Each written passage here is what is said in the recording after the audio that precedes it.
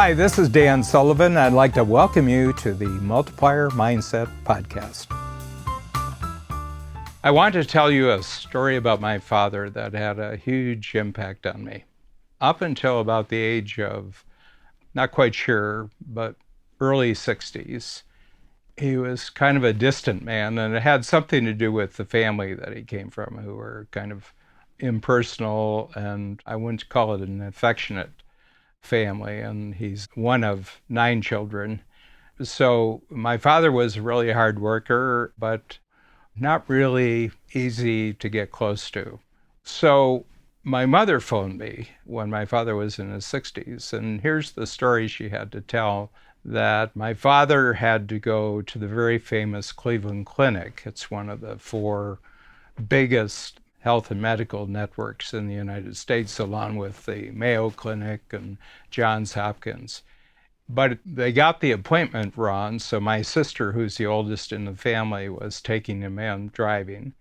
They got there 2 hours early, so they had to do something for the 2 hours before the appointment. And Cleveland has right in the same area where the Cleveland Clinic is, they have a marvelous art museum, especially Oriental art. It's one of the top museums in the United States for its Oriental artwork and tapestries. And this is the first time, you have to remember he's in his early 60s. This is the first time in my life that he had ever been in an art gallery. So they came in the front door, and my sister said, "Look, if you don't want to wander too much, you can just be right here, and I'm just going to look around."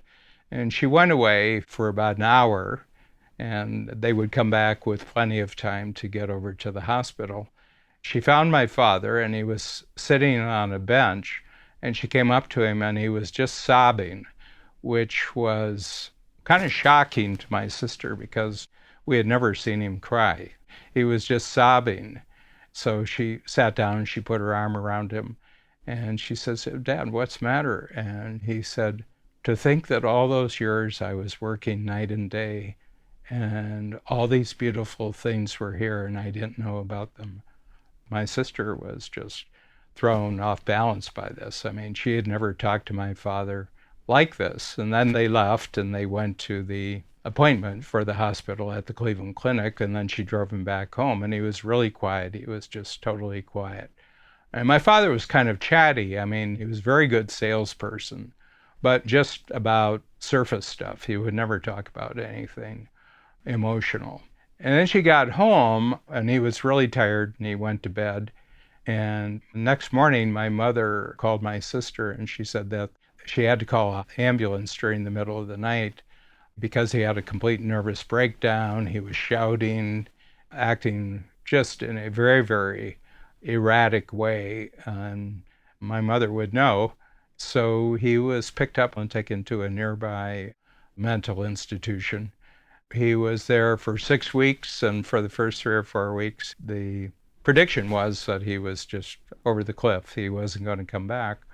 And then about the 5th week, he called and he says, "Okay, I'm over it. You can come and get me now." So it was about 3 or 4 days. He came back home, and from that moment to the day he died, so this would be another 20 years, he was the warmest and most affectionate person that you can imagine. It's very, very interesting. Wanted to talk about experiences and wanted to talk about what he had learned. And, he took a great interest in everybody else. He went in one person and he came back out another person.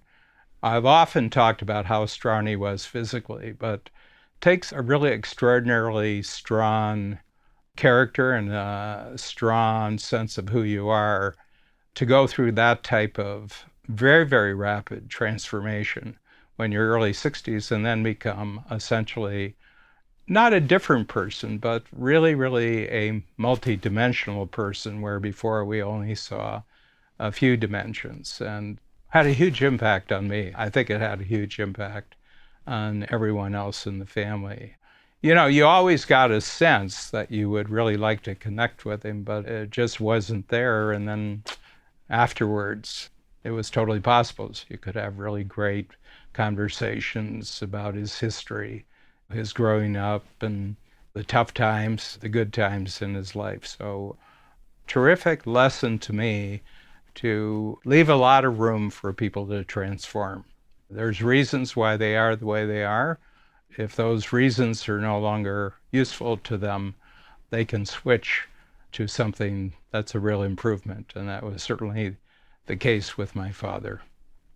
The lesson for me here, as it relates to how I would talk to entrepreneurs, is that during various stages of our life, we have to focus on certain things because it's crucial to establish a foundation for our freedom as an entrepreneur. And, I've had sections of my life where I was putting in 60, 70-hour weeks. And, until I had met Babs, I was as much a workaholic as anyone who's ever come into the strategic coach.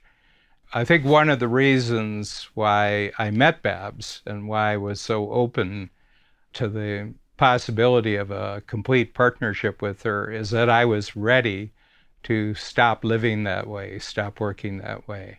So when I switched over to taking lots of free days and getting very, very smart about just focusing on my unique ability and not thinking that I was good at many, many activities, which in fact I'm not very good at all, but I am very, very good at certain things. I really remembered my father's example, and remember, he made all of his money in his life, didn't make any money up until age 60. He made all his money after he had his nervous breakdown. And I think the reason was that he just connected on an incredibly better level.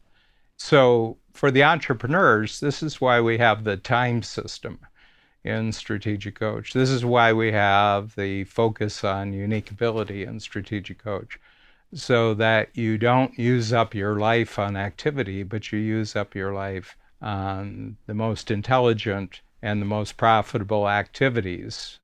Just focusing yourself on the right activities with the right people in the right situations and at the right time.